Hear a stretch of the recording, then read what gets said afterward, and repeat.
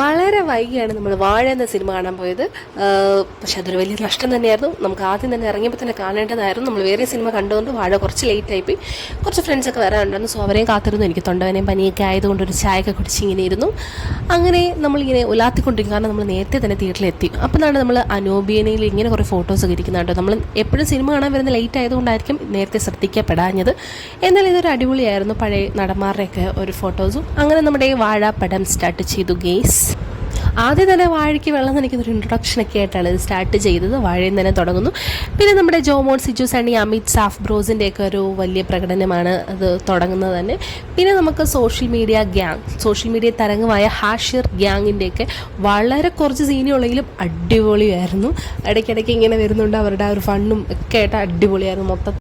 സത്യത്തിൽ ഈ പടം നമുക്ക് ഭയങ്കര റിലേറ്റ് ആകുന്നൊരു പടമാണ്. നമ്മുടെ സ്കൂൾ കാലഘട്ടം, കോളേജ്, നമ്മുടെ പേരൻസിൻ്റെ ഒക്കെ ഒരു ബിഹേവിയർ. കൂടുതലും ബോയ്സിനാണ് ഇത് റിലേറ്റ് ചെയ്യാൻ പറ്റുന്നത്.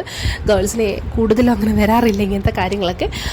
അങ്ങനെ നമ്മൾ സിനിമയൊക്കെ നല്ല ഹാഫ് ഇൻ്റർവെല്ലൊക്കെ ആയി. അങ്ങനെ നല്ല തൊണ്ടവേനയായിട്ട് ഞാൻ ഐസ്ക്രീമൊക്കെ അങ്ങനെ സ്കിപ്പ് ചെയ്ത് ഗൈസ് ഫുള്ള് ഞാൻ ചായയിൽ തന്നെ ഒതുക്കി.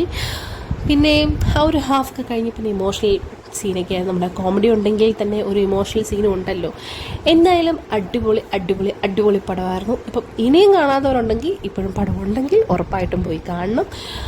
OTT വരുമ്പോൾ അല്ലെങ്കിൽ നിങ്ങൾ കാണണം. മസ്റ്റ് വാച്ച് മൂവിയാണ്. എൻ്റെ ഫേവറേറ്റ് ആയിട്ടത് എനിക്കിത് സോങ് ഭയങ്കര ഇഷ്ടപ്പെട്ടു.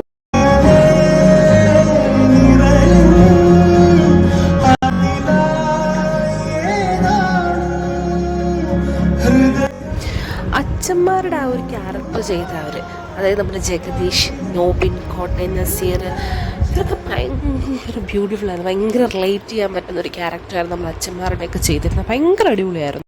തീർന്നു പോയല്ലോ എന്നൊരു ഇതുണ്ടായിരുന്നു, വിഷമമുണ്ടായിരുന്നു. ഒട്ടും പേടിക്കണ്ട, നമുക്കിതിൻ്റെ സെക്കൻഡ് പാർട്ടും കൂടെ വരുന്നുണ്ട് ഗൈസ്. അപ്പോൾ കാണാത്തവർ പോയി കാണുക. Bye bye.